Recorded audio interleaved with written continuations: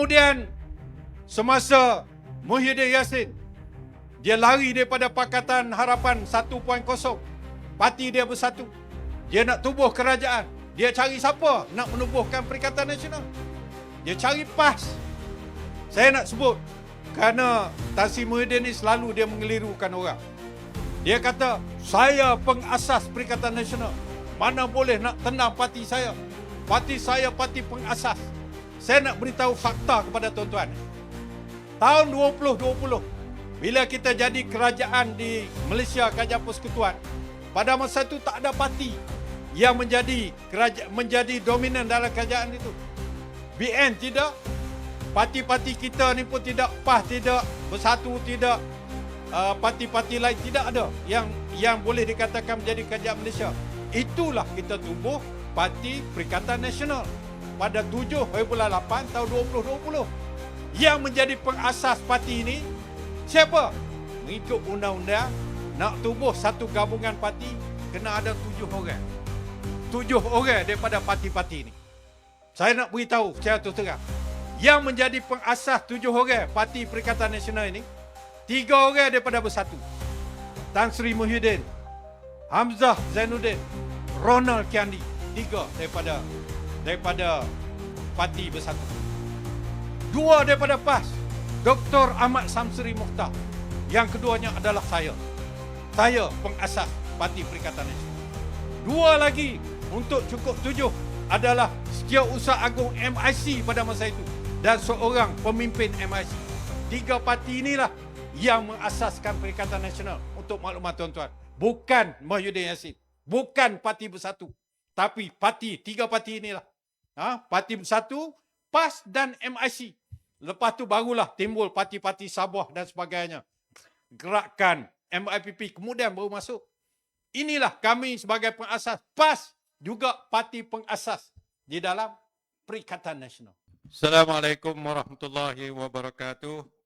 Salam sejahtera, selamat malam. Alhamdulillah rabbil alamin wassalatu wassalamu ala asyrafil mursalin wa ala alihi wa sahbihi ajmain. Terima kasih saudara pengurusi majlis, saudara Ustaz Abdul Malik Abdul Karim, Ketua Penerangan PAS Kawasan Kota Baru. Yang saya hormati lagi dikasih adinda saya yang berhormat Ustaz Haji Ahmad Fadli bin Syahri, Ahli Parlimen Pasir Mas yang juga Ketua Penerangan PAS Malaysia, PAS Pusat. Sahabat saya yang berbahagia Dr. Bala Chandran Gopala Krishnan, Dr. Bala, yang merupakan pegawai khas Hal Ehwal Bukan Islam, Pejabat Menteri Besar Terengganu Darul Iman, yang juga Ketua Penerangan Dewan Himpunan Pendukung PAS Pusat Malaysia. Sahabat saya yang berhormat Tuan Syahri bin Mat Yaman, Ahli Dewan Undangan Negeri Bunuk Payung dan Parlimen Kota Baru juga, yang juga merupakan naib yang di-Pertua PAS Kawasan Kota Baru. Tidak lupa sahabat saya yang bahagia Tuan Haji IR Nur Syakiman Muhammad, penyelia bagi DUN Kota Lama, tempat kita berada pada hari ini. Saudara Lim Guan Seng, Timbalan Ketua Dewan Himpunan Pendukung PAS Pusat Malaysia. Ahli-ahli jawatankuasa Pusat Khidmat DUN Kota Lama.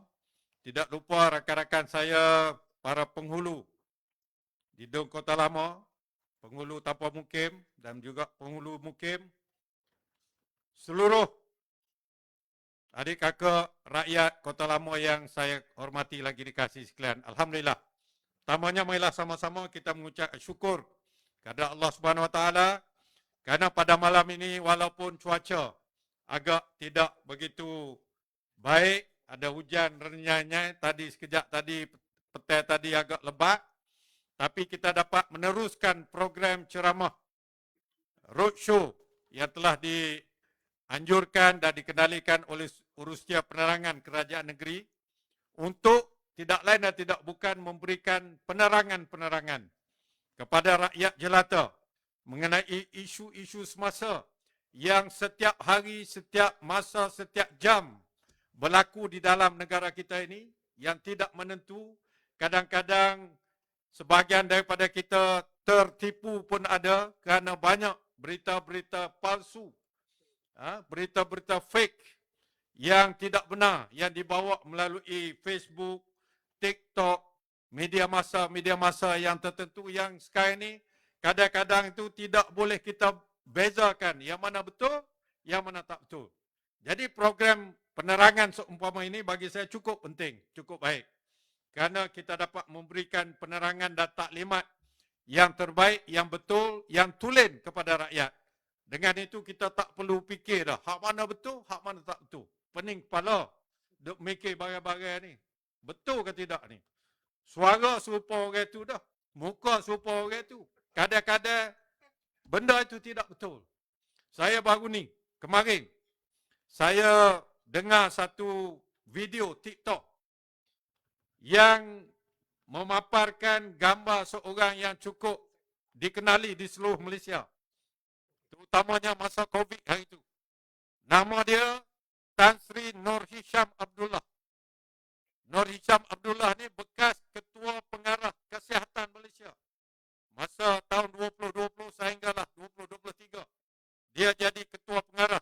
Dialah yang tiap hari beri penerangan mengenai COVID. Berapa orang mati, berapa orang di kuarantin dan sebagainya. Satu masa dulu. Tiap hari kita tengok muka dia. Tan Sri Nur Hisham Abdullah. Saya dengar dia dalam video dia ni, dia sebut, tuan-tuan, saya nak sebut satu berita yang menggemparkan. Berita apa tuan-tuan? Berita saya nak sebut orang-orang yang mengambil vaksin COVID tahun 2022 berhati-hati. Mereka ini akan diserang dengan penyakit-penyakit. Reput tulang dan sebagainya. Dan sebagainya. Jadi bila saya dengar tu, sebagaimana saya sebut tadi lah, tak tahu Nur Hisham Abdullah betulkah ataupun AI ataupun benda palsu. Terus saya mesej kepada Tan Sri Nur Hisham Abdullah ni, saya tanya dia, adakah ini betul Tan Sri? Sekejap tak sampai 15 minit, dia telefon balik saya dan juga dia mesej balik saya.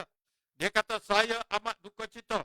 Dah beberapa orang beritahu saya bahawa video ini seolah-olah saya yang bercakap begitu tentang COVID. Saya ini sekarang ni pesara, doktor, bekas Ketua Pengarah Kesihatan Malaysia. Masa COVID dulu. Dia kata sebenarnya itu adalah berita yang paling palsu. Inilah apa ni dia panggil pedaya, penipuan yang dibuat oleh teknologi yang ada pada hari ini. Yang memaparkan seolah-olah yang bercakap tu Tan Sri Nur Hisham. Mulut dia ni serupa dengan dia kata. Hati-hati tuan-tuan. Yang ambil vaksin COVID ni akan reput tulang dia. Dia kata cukup tidak betul. Lalu saya pun kata dia, saya pun memang tak percaya. Tapi saya nak dapat pengesahan daripada Tan Sri. Baik Tan Sri beritahu kepada orang ramai mengenai perkara ini. Barulah dia buat satu Facebook posting dia, beritahu bahawa ini berita palsu. Jadi itulah tuan-tuan pentingnya. Pentingnya kita ada juga program direct, program terus menerus berhadapan dengan rakyat ni, kita ceritakan benda-benda yang berlaku dalam negara kita. Tuan-tuan dan puan yang dihormati sekalian.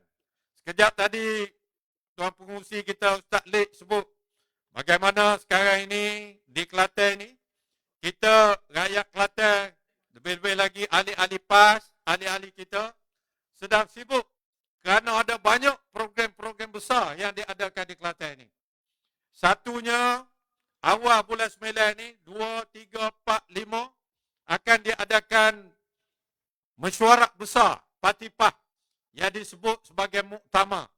Dia ada muktamar dewan-dewan, Dewan Ulama PAS Malaysia, Dewan Pemuda PAS Malaysia, Dewan Muslimat PAS Malaysia.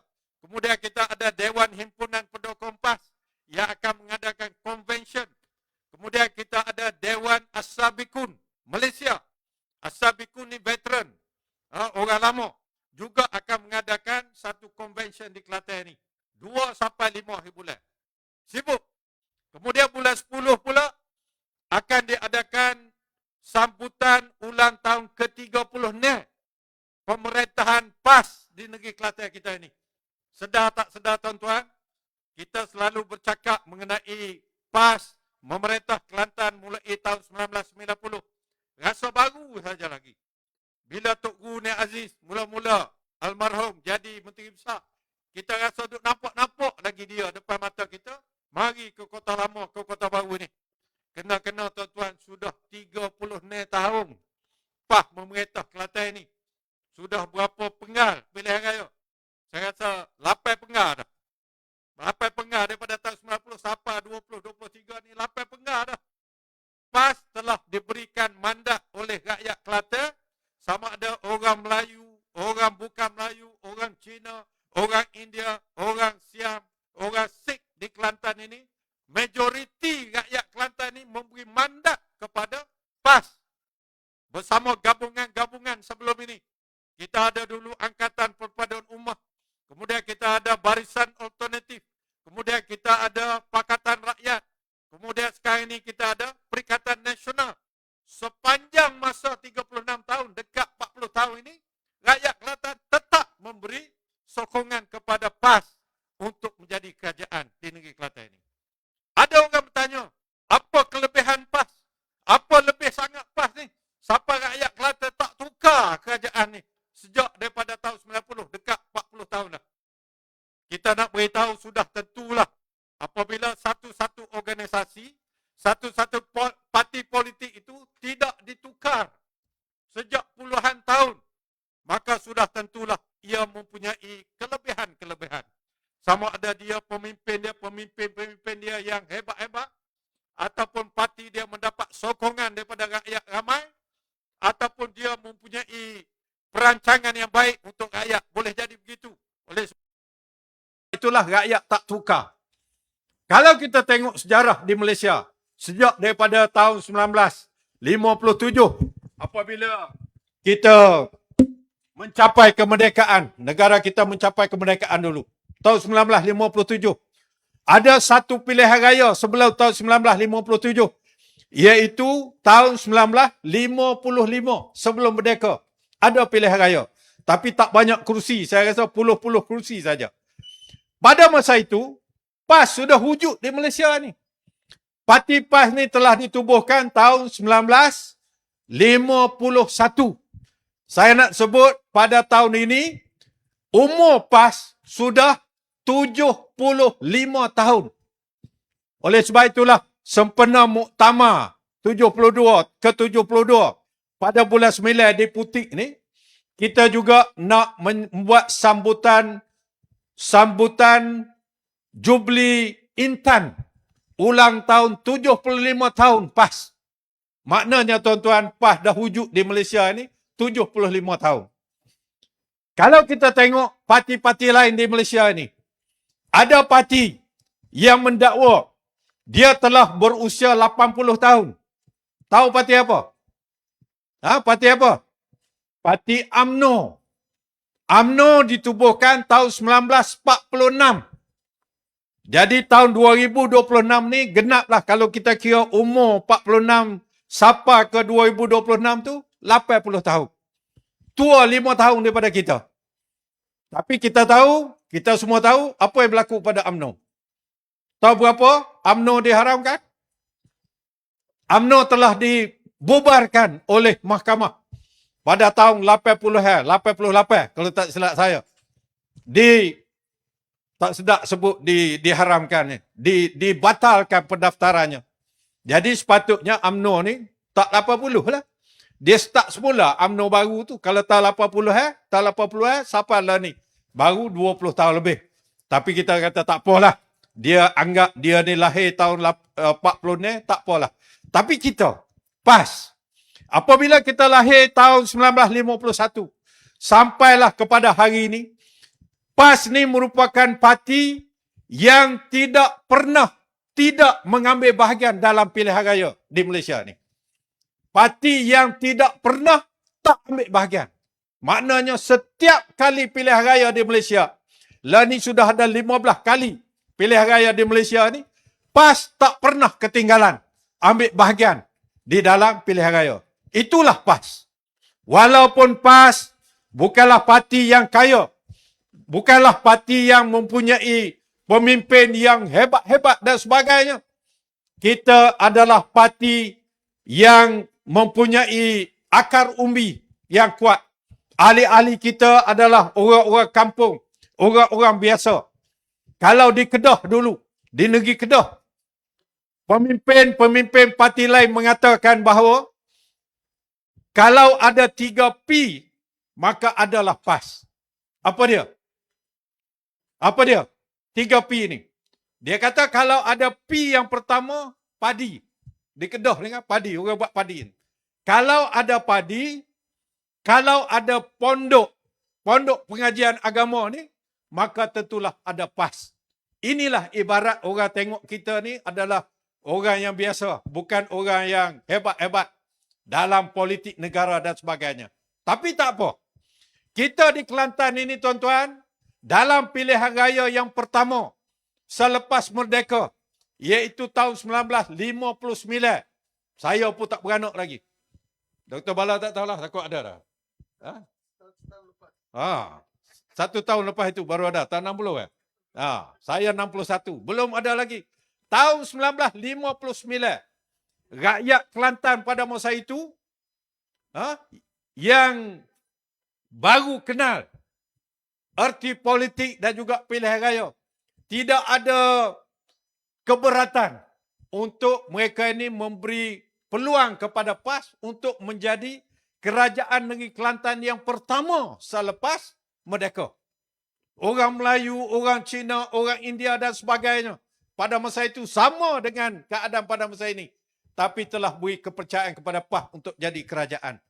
Jadi PAS jadi kerajaan daripada tahun 59 sampailah kepada tahun 78 ataupun 77. Akibat daripada tindakan di luar daripada undang-undang dibuat oleh parti pemerintah pada masa itu daripada Kuala Lumpur, mengisytiharkan mageran ataupun dia panggil apa? Mageran ni panggil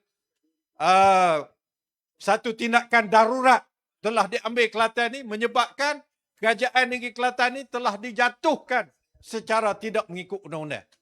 Tahun 78, parti lain iaitu UMNO jadi kerajaan di Kelantan ini, sehinggalah kepada tahun 1990 berkat kesabaran pemimpin-pemimpin PAS beri kesedaran baru kepada rakyat. Akhirnya tahun 1990, rakyat Kelantan pilih semula PAS sebagai parti besar, parti tunggak. PAS ini menjadi kerajaan di Kelantan. Almarhum Tok Guni Aziz dilantik menjadi Menteri Besar. Daripada tahun 1990 sehingga tahun 2013. Dia jadi Menteri Besar selama 23 tahun. Daripada tahun 90 sampai 2013. 22 atau 23 tahun. Jadi ini rakyat Kelantan, tuan-tuan. Jadi semasa kita menjadi kerajaan, kita telah membuktikan kerajaan Kelantan ini kerajaan yang cakna kepada rakyat. Kerajaan yang ambil berat kepada rakyat. Tidak kira rakyat Melayu, tidak kira rakyat Cina, tidak kira rakyat India, Siam, Sikh dan sebagainya. Tok Guru bila dia jadi Menteri Besar, perkara pertama dia sebut kepada rakyat seluruh Kelantan ini, amba bukan Menteri Besar PAS, tapi amba adalah Menteri Besar kepada rakyat Kelantan. Tak kira bangsa, tak kira agama. Dan dia baca ayat Quran yang menyebutkan dengan jelas.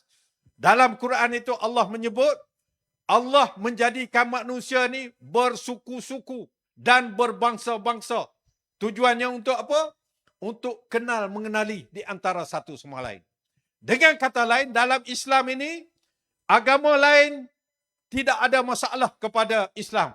Islam tidak pernah memaksa mana-mana orang daripada agama bukan Islam untuk masuk Islam. Tak ada paksaan. Tidak ada paksaan dalam agama, kata ajaran Islam. Oleh sebab itu, bila PAS, sebuah parti Islam memerintah Kelantan ini, tidak ada benda yang perlu kita takut. Sebagaimana disebut oleh sahabat saya Tuan Haji Nur Syakiman tadi, di Kota Baru, dulu saya pernah jadi exco kerajaan tempatan, yang jaga bandar, yang jaga permit, lesen dan sebagainya.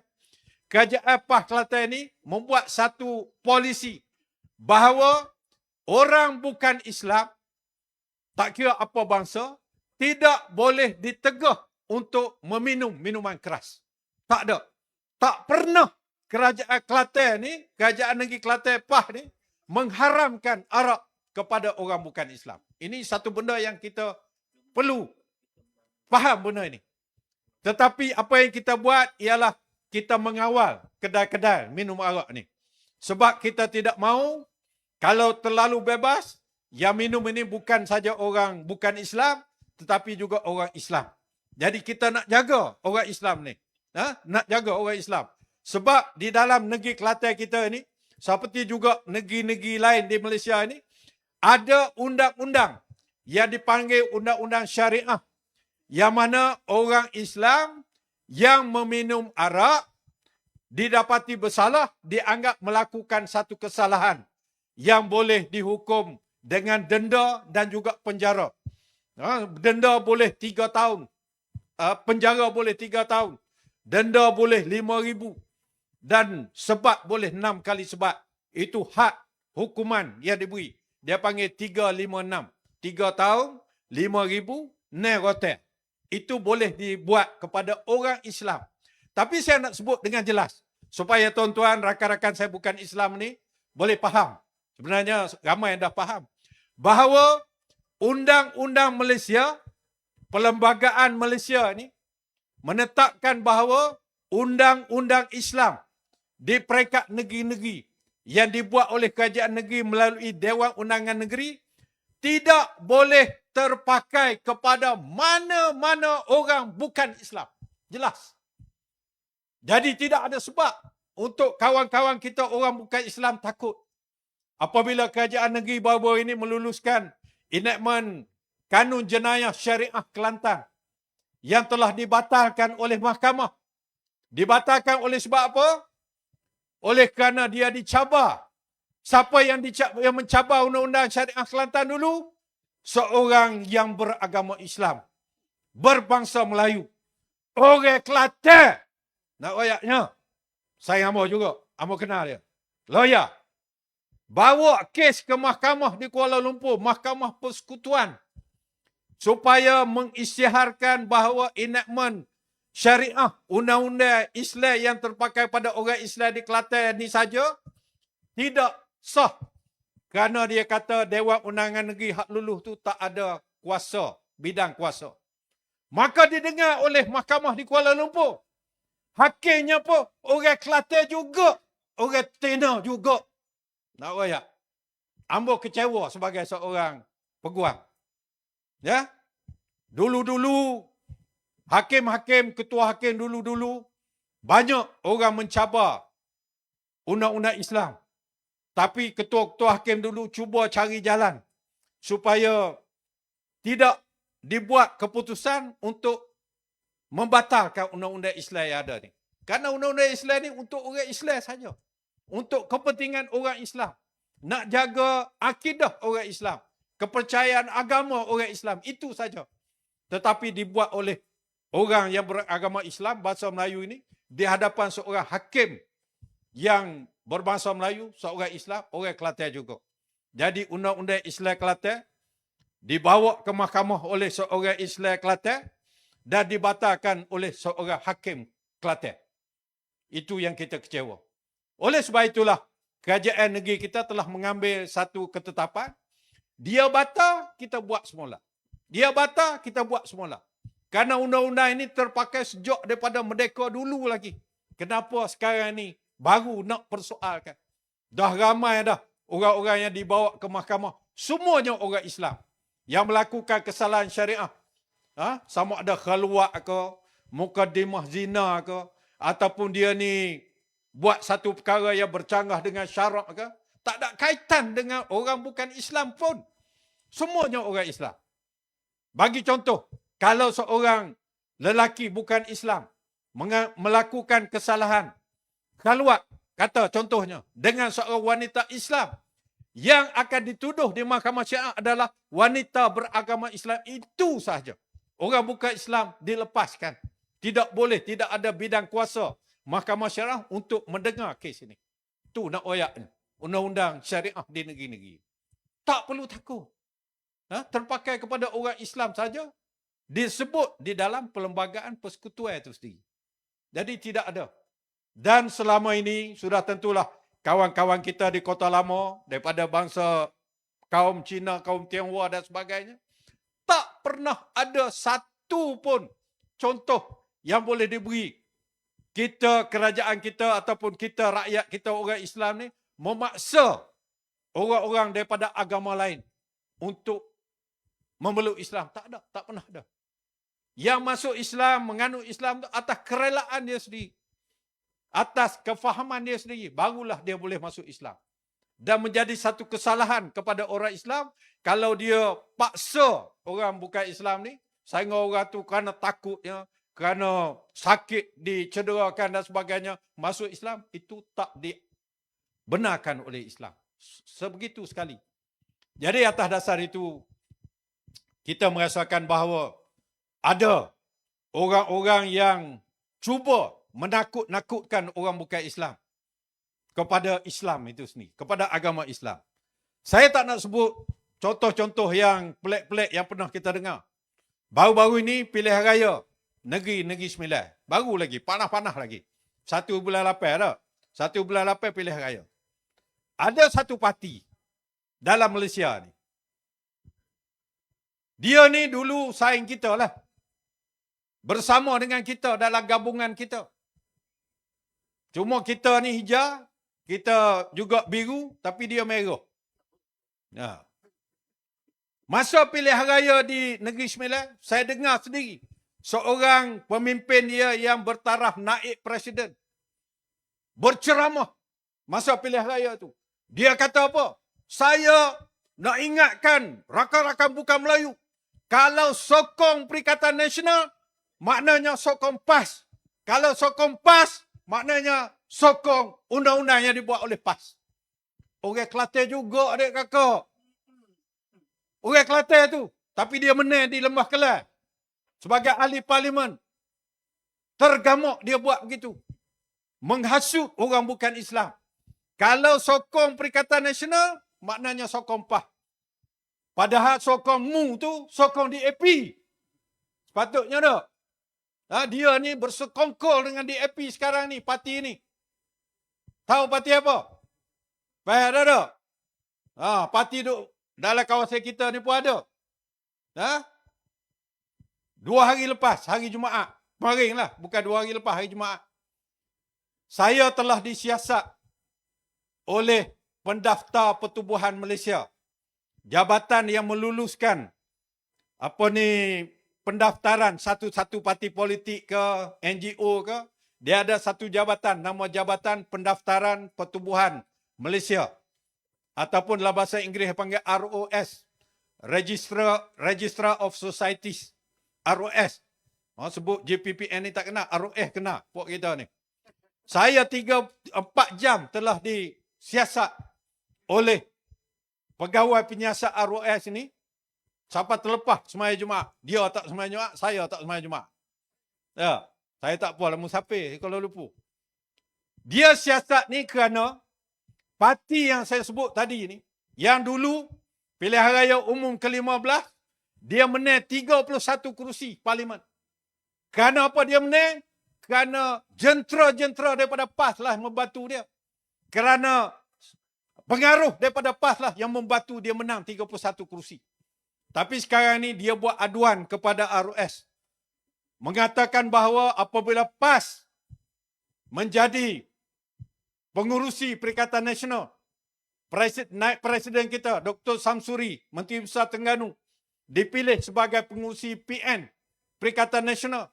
Dia beritahu kepada ROS, Parti Bersatu telah tidak dipanggil berbincang untuk membincangkan calon-calon Negeri Sembilan baru-baru ini. Ini dia buat aduan kepada ROS. Menyebabkan ROS kena panggil kami, pemimpin Perikatan Nasional. Saya sebagai Seksyen Agung tanya, kenapa tak panggil? Kenapa tak panggil Bersatu ni? Nak bicara sama-sama sedangkan dia ni ada di dalam Perikatan Nasional. Maka dalam masa 4 jam ni saya terpaksa jelas satu-satu kepada pegawai penyiasat. Yang pertamanya saya beritahu bahawa kita dapati banyak perkara-perkara yang tidak betul dilakukan oleh parti ini kepada Perikatan Nasional. Bermula daripada pilihan raya di negeri Johor. Dia telah bertanding, tetapi banyak perkara-perkara yang disebut semasa kempen dan sebagainya memburukkan kita, PAS dan juga parti-parti lain. Sama-sama Perikatan Nasional. Dia pakai logo Perikatan Nasional, kita pakai logo Perikatan Nasional. Dia memburukkan kita supaya orang sokong dia, tapi orang tak sokong kita. Satu.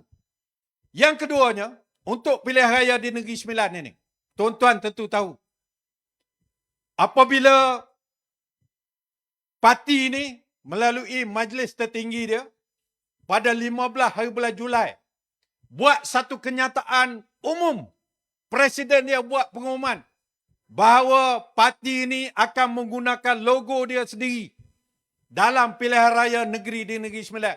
Tok Seh guna dah apa ni Perikatan Nasional ni, nak guna hak dia sendiri. Tahu dah kah parti mana? Tahu dah tak? Parti Bunga Raya. Parti Bunga Raya panggil. Dia tak nak jumpa, dia tak nak guna dah. Dia isytihar secara umum, tak nak guna. Bila dia tak nak guna dah Perikatan Nasional, buat apa kita nak panggil dia mesyuarat pada 16 hari bulan? Dia kata dia isytihar 15 hari bulan Julai. Jadi kita nak buat mesyuarat 16 hari bulan. Satunya kita nak beritahu dalam mesyuarat itu bahawa kita sudah berbincang berunding dengan Barisan Nasional untuk kita mengadakan kerjasama politik bagi menghadapi pilihan raya Negeri Sembilan ini. Kenapa kita kena kerjasama politik? Kerana Negeri Sembilan ini negeri yang diperintah oleh Pakatan Harapan. Walaupun UMNO berada dalam kerajaan Pakatan Harapan di pusat, tapi kita tahu hubungan mereka tu cukup kritikal. Dalam keadaan cukup tak baik. Berok duduk dalam tu. Menyebabkan UMNO sendiri pun rasa tidak senang. Untuk Negeri Sembilan ini, dia nak bekerjasama dengan kita dan kita nak bekerjasama dengan dia. Sebagai satu gabungan politik, kita bincang untung rugi apabila kita bergabung dengan siapa-siapa pun. Negeri Sembilan bukan sebuah Kelantan. Kelantan ni 45 kerusi, PAS 42 kerusi. PAS dengan bersatu lah 42 kerusi. UMNO Barisan Nasional ada 2, PAN ada 1. Sini lah dia. Dah, 3 tu yang pemakang. 42 tu semua kerajaan belakang. Di Negeri Sembilan, masa dia jadi kerajaan dulu, UMNO 14, Pakatan Harapan 11. Kita ada 5. Kita, Perikatan Nasional ni, bersatu ada 2, PAS ada 3. Jadi kita ada 5 aja. Jadi apabila kita ada 5, kalau kita lawan seorang-seorang, kita mungkin kalah 5 ataupun sebahagian daripada 5 ni. Menyebabkan kita rasa selari dengan kepahaman kita dari sudut agama kita Islam ini, lebih baik kita bekerjasama ataupun dipanggil ta'awun. Bekerjasama untuk melakukan satu perkara yang baik. Wa ta'awanu 'alal birri wat taqwa wa la ta'awanu 'alal ismi wal udwan. Quran kata, bertolong-tolonganlah kamu dalam melakukan perkara yang baik. Jangan kamu berpakat buat benda yang tidak baik. Atas dasar ajaran Islam ini jugalah PAS sanggup bekerjasama dengan UMNO, dengan Barisan Nasional di Negeri Sembilan untuk kita masuk pilihan raya. Daripada 36 kerusi yang ada di Negeri Sembilan ni, 36 kerusi semua, 36 dun. Bicar kita bersetuju, UMNO ambil 25 kerusi. Perikatan Nasional ambil 11 kerusi. 25 campur 11, 36. Maknanya kita berpakat dah tu. Kita berpakat. Kita ada bukan saja calon daripada orang Melayu, orang Islam. Kita ada calon daripada DSPP, di Don Lobak. Kita ada calon daripada Parti Gerakan daripada kaum Cina juga. Kita ada calon daripada Parti MIPP daripada bangsa India. Kita DSPP pun India juga. Jadi 4 kerusi yang dipegang oleh DAP itu kita bertanding di kalangan DSPP, MIPP Gerakan dan juga Wawasan 1. Di kalangan kawan-kawan kita yang bukan Islam, kita bagi kerusi itu. Walaupun kita tidak menang, kita tak menang 1 pun kerusi itu kita tak menang. Kita masuk 11, kita menang 7. Pak tu kita tak menang. Walaupun tak menang tuan-tuan, saya nak sebut walaupun tuan-tuan dah tahu. Dalam masa pilihan raya di Negeri Sembilan ni, pak calon kita ni, daripada Bukan Melayu ni, telah berjaya tidak hilang wang pertaruhan. Wang pertaruhan ni, kalau satu-satu calon itu mendapat bawah daripada 12.5% daripada jumlah undi, dia dikira anggap hilang wang pertaruhan. PAS, Wawasan, Gerakan MIPP yang menentang DAP, satu pun tidak hilang wang pertaruhan. Saya nak beritahu. Tetapi, parti hadut mengata kita ni, dia bertanding 24 kerusi. Dia menyanyi kita. PN ni kata nak mengetah Negeri Sembilan. Bertanding sebelah. Menang sebelah pun tak boleh jadi kerajaan. Dia menyanyi kita. Padahal kita kata kita sebelah. Capur saing kita 25. Jadi 36 kita bertanding. Nak kan ni? Jadi, nak royak parti Bunga Raya ni, dia masuk 24 kerusi. Kita satu pun tak hilang wang pertaruhan. Dia satu saja yang tak hilang wang pertaruhan. Maknanya apa? Satu tak hilang wang pertaruhan, 23 hilang wang pertaruhan. Nak royak bui. Kita satu pun tak hilang, dia satu je tak hilang. Benda tu rasa pelik lah tu. Tapi gitulah. Dia tu daripada 24, so je.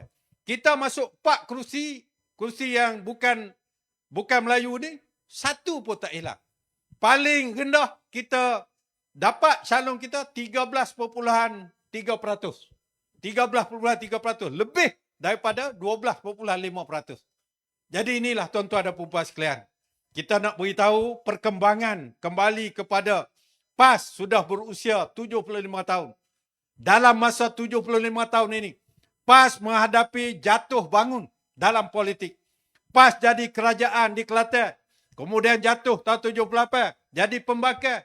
Kembali sebagai kerajaan tahun 1990 sehinggalah sekarang ini. Terengganu dulu pernah jadi kerajaan tahun 50-an dulu. Beberapa tahun jatuh. Kemudian kembali pada tahun 1999. Tahun 2004 kalah pula. 2023 menang pula. Sehinggalah kepada hari ini. 2018, maaf. Menang pula sebagai kerajaan. Sehinggalah kepada hari ini. Dan insya-Allah sehingga bila-bila. Kalau tidak, mana mungkin Terengganu kita Perikatan Nasional menang 28-0. Serupa dengan PAH Angkatan Perpaduan Ummah menang tahun 1990 39-0. Ada 8 kerusi parlimen di Terengganu, 8 kerusi kita menang 8-0. Tak ada parti lain. PH pun tak menang, BN pun tak menang. Jadi itulah kekuatan yang semakin dinampak oleh orang terhadap PAH ni. Oleh sebab itu, ramai nak pakat dengan PAH. Nak pakat dengan PAH. Walaupun ada dia duduk nganyi kita, PAH ni tak boleh saing dengan orang. Sementara berhenti. Saya nak royak. Kita nak royak pada pokok demo dia. Masa PAH berpakat dengan orang tu, PAH cari orang ke orang cari PAH? Tahun 1990, bila Tengku Razali ditendang oleh UMNO, dia tubuh Parti Melayu Semangat 40. Dia cari PAH ke tidak? Dia yang cari PAH, tubuh Angkatan Perpaduan Ummah. Anwar Ibrahim, apabila dia ditendang, dipecat daripada UMNO, dia buat gerakan reformasi. Dia tubuh Parti Keadilan. Pada masa itu Parti Keadilan Nasional, PKN. Kemudian jadi PKR. Siapa yang mengajak kita masuk Pakatan Rakyat? Tidakkah Parti Anwar Ibrahim? Dia yang mencari kita. Kemudian ada buat kesalahan dan sebagainya, kita tinggallah dia. Kemudian semasa Muhyiddin Yassin, dia lari daripada Pakatan Harapan 1.0. Parti dia bersatu. Dia nak tubuh kerajaan. Dia cari siapa nak menubuhkan Perikatan Nasional? Dia cari PAS. Saya nak sebut kerana Tan Sri Muhyiddin ni selalu dia mengelirukan orang. Dia kata, saya pengasas Perikatan Nasional. Mana boleh nak tendang parti saya? Parti saya parti pengasas. Saya nak beritahu fakta kepada tuan-tuan. Tahun 2020, bila kita jadi kerajaan di Malaysia, Kerajaan Persekutuan, pada masa itu tak ada parti yang menjadi dominan dalam kerajaan itu. BN tidak, parti-parti kita ni pun tidak, PAS tidak, Bersatu tidak, parti-parti lain tidak ada yang boleh dikatakan menjadi kerajaan Malaysia. Itulah kita tubuh Parti Perikatan Nasional pada 7/8 tahun 2020. Yang menjadi pengasas parti ini siapa? Mengikut undang-undang, nak tubuh satu gabungan parti kena ada 7 orang. 7 orang daripada parti-parti ini. Saya nak beritahu secara terus terang. Yang menjadi pengasas 7 orang Parti Perikatan Nasional ini, 3 orang daripada Bersatu. Tan Sri Muhyiddin, Hamzah Zainuddin, Ronald Kiandi. 3 daripada Parti Bersatu. 2 daripada PAS, Dr. Ahmad Samsuri Mukhtar. Yang keduanya adalah saya. Saya pengasas Parti Perikatan Nasional. 2 lagi untuk cukup 7 adalah Setiausaha Agung MIC pada masa itu. Dan seorang pemimpin MIC. 3 parti inilah yang mengasaskan Perikatan Nasional. Untuk maklumat tuan-tuan. Bukan Muhyiddin Yassin. Bukan Parti Bersatu. Tapi 3 parti inilah. Parti Bersatu, PAS dan MIC. Lepas tu barulah timbul parti-parti Sabah dan sebagainya. Gerakan MIPP kemudian baru masuk. Inilah kami sebagai pengasas. PAS juga parti pengasas di dalam Perikatan Nasional.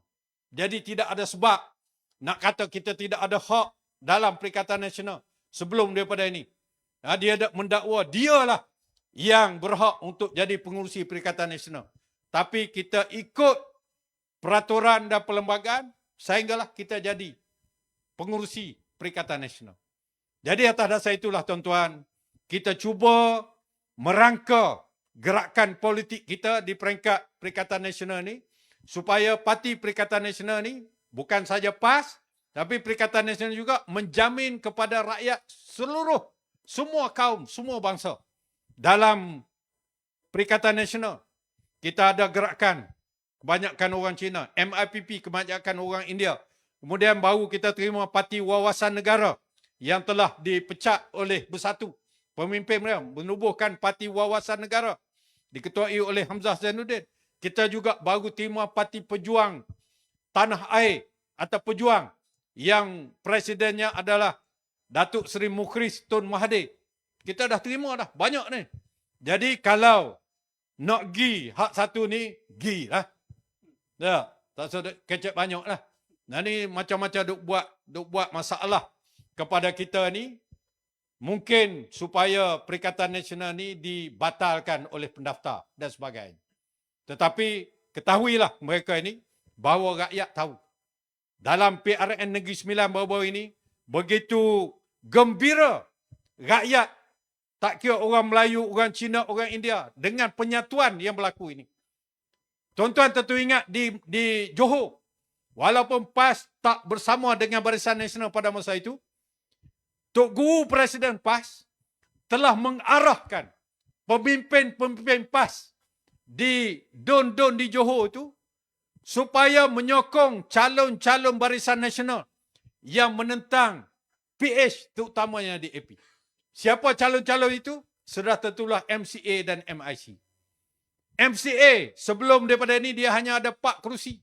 Lepas PRN Johor dengan sokongan kita percaya dia boleh 8 kerusi. MIC daripada 3 kerusi di Johor. Akibat sokongan daripada PAS. Walaupun PAS tak menang, kita sokong atas dasar nak mencegah, menyekat PH daripada menang di Johor, kita sokong MIC. MIC menang kerusi. Daripada 3 dapat 4 kerusi. Di Negeri Sembilan sudah tentulah. Kita tak kira Tok Guru Presiden sendiri masa ceramah memberikan arahan di kawasan yang ditandingi oleh Perikatan Nasional, wajib sokong Perikatan Nasional. Dan kursi-kursi ini tidak ditandingi oleh Barisan Nasional. Begitulah juga kursi yang ditandingi oleh Barisan Nasional. Tak kira UMNO ke, MCA ke, MIC ke, yang tidak ditandingi oleh Perikatan Nasional. Memang Perikatan Nasional tak bertanding. Kursi yang BN bertanding. Maka wajib sokong Barisan Nasional. Itu arahan Tok Guru Presiden. Orang lain ni hanya menyampaikan arahan saja. Wajib sokong. Kerana kita nak menghadapi mudarat yang lebih besar. Walaupun setengah orang kata UMNO ni pun gitu-gitu juga. Tapi hak nu lebih teruk lagi daripada hak ni. Jadi kita ambil mudarat yang lebih kecil. Apatah lagi ni kawan-kawan kita. Kita pernah mengadakan muafakat nasional satu masa dulu. Dulu tahun 74, pemimpin kita pada masa dulu bergabung di dalam Barisan Nasional, kerajaan campuran dan sebagainya. Jadi tidak pelik untuk PAS bersama Perikatan Nasional, kita bergabung, bekerjasama dengan Barisan Nasional. Termasuklah, kita tengoklah di Melaka ni. Kalau di Melaka, kalau di Negeri Sembilan boleh menang sehingga begitu sekali, 25 kerusi kita boleh menang, 18 campur dengan 7, 25 kerusi. Agak-agak lagu mana kalau Malaysia kita bergabung? Kita boleh mengetah ke tak? Tentu boleh. Tapi syaratnya kita mesti berpakat molek-molek. Di Negeri Sembilan, kita boleh 11 kerusi. Di Kelantan ni, kena builah juga ke dia. Gitulah ke? Lebih kurang. Di Terengganu pun, kita akan bincang lah. Biar pemimpin kita bincang. Inilah dipanggil muafakat.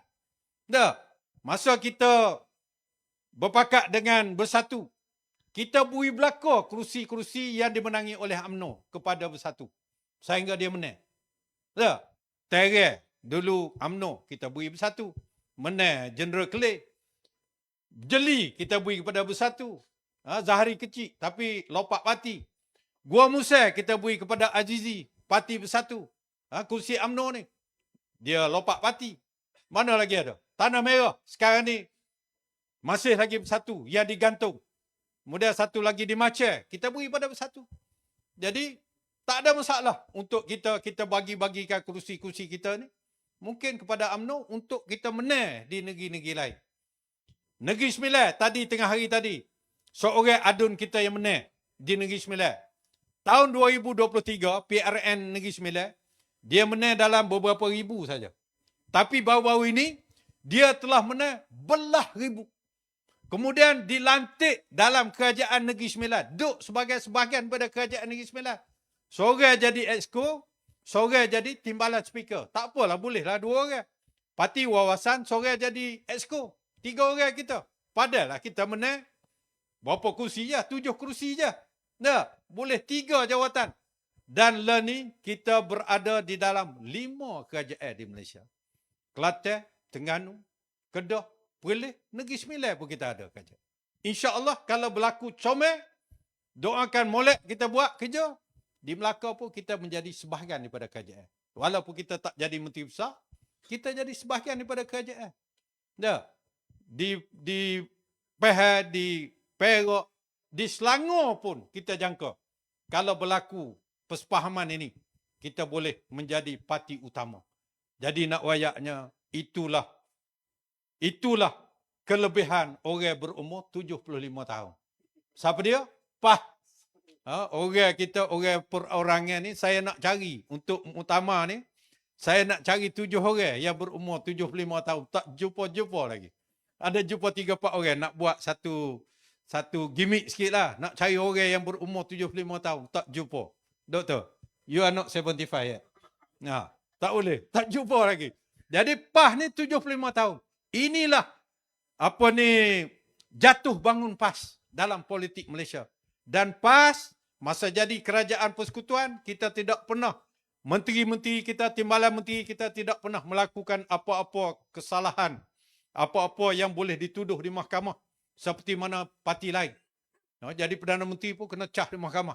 Kita tak ada, alhamdulillah. Parti kita bersih. Sebagaimana di Kelantan ni kita tidak ada wakil-wakil rakyat kita yang dituduh di mahkamah rasuah dan sebagainya. Inilah PAS. Inilah parti kita semua. Parti kita semua, tak kira daripada kaum Cina, kaum India, sekarang ni kita ada DSPP. Orang Cina, orang India, orang Siam, orang Kristian, orang Hindu, asalkan ada agama, boleh memohon menjadi ahli bersekutu PAS. Asal dia ada agama. Kalau tak ada agama, tak boleh, Dr. Bala. Syarat menjadi ahli bersekutu PAS ialah seseorang warga negara Malaysia berumur 18 tahun ke atas yang beragama selain daripada Islam. Bukan dia sebut, bukan beragama Islam dah. Beragama selain daripada Islam. Dia agama Kristian ke, Buddha ke, Hindu ke, Kristian dan sebagainya. Dia boleh memohon jadi ahli PAS. Inilah PAS sekarang ini. Hasil daripada kepimpinan kerajaan kita yang dipimpin oleh ulama, campur dengan profesional, campur dengan teknokrat, campur dengan aktivis, campur dengan sukarelawan. Inilah yang memimpin PAS sehingga 35 tahun sekarang ini. Jadi insya-Allah kita di Kota Lama ni tak heranlah kalau pilihan raya umum ke-15, ke-16 ataupun PRN ke-16 ni kita boleh ambil balik Kota Lama ni. Boleh tidak tuan-tuan? Boleh, tidak ada sebab. Masa tu kita jadi calon. Barisan Nasional tak jadi calon. Nampak dah? Jangan pula bubuk. Mana bubuk aku tak boleh lah. Dah, itu kepimpinan yang akan menentukan. Bukan kuasa siapa-siapa. Pimpinan PAS menentukan. Kalau PAS bertanding di Kota Lama ni, Presiden PAS, kepimpinan PAS menentukan siapa calon di sini. Tu tak perlu urusi. Tak perlu mikir buat kita. Dah. Tapi jaminan kita nampak. Inilah yang akan berlaku dalam politik negara kita. Walaupun orang kata macam-macam kepada kita. Dia kata pembakar LAN ini tak soho mana. Pokok kami ni, saya Pasimah ke apa ni, tak backing di mahkamah, di parlimen. Kita tengok hak backing dulu tu. Hak duk guling tengah jalan, hak duk tidur atas padai malam-malam tu. Masa dia jadi pembakar tu, dia jadi gapo kalau jadi kerajaan? Duk asyik kecing. Duk. Kecing situ, kecing sini, scam situ, scam sini. Itulah kerajaan yang bersoho sebagai pembangkang pada satu masa. Oleh sebab itu kita Perikatan Nasional kita tidak mahu saja-saja nak melopak, nak melaung, nak jadi pembangkang yang tak berguna. Sebaliknya kita menjadi pembangkang yang efektif, yang menjadi semak dan imbang kepada kerajaan. Kita buat yang terbaik untuk itu, dan insya-Allah kalau kita jadi kerajaan pun kita tidak akan jadi seperti mana kerajaan hari ini. Dia sebut, hari ini saya jadi Perdana Menteri, jangan bagi saya seminggu, jangan bagi saya 3 hari, bagi saya 24 jam. Saya ulang 24 jam, minyak turun. Itu apa dia buat dah ni? Tu banyak lagi lah benda tu. Saya ulang. Tapi kita pembangkang tidak begitu. Pembangkang yang ada sekarang ni. Pembangkang yang efektif. Pembangkang yang berkesan untuk menjadi pembangkang yang berguna di Malaysia ni. Jadi itulah panjang. Jadi saya mula nak aluai je. Tak kena. Jadi saya minta maaf. Kita akan dengar daripada tokoh-tokoh kita, sahabat saya daripada Pasimah. Kita panggil YBPM. Di Parlimen ada 2 PM. Satunya PM Pasimah, satu PMX. 2. Jadi hebat PM Pasimah kita daripada PMX tu. Gagak tak tentu kalau kita. Jadi sekali lagi saya mengucapkan selamat, salam berbahagia kepada tuan-tuan dan puan-puan, rakyat Kota Lama terutamanya. Marilah sama-sama kita beri sokongan kepada kepimpinan kita untuk menentukan masa depan kita. Masa depan rakyat, masa depan negeri kita, masa depan negara kita. Terima kasih. Assalamualaikum warahmatullahi wabarakatuh. Takbir.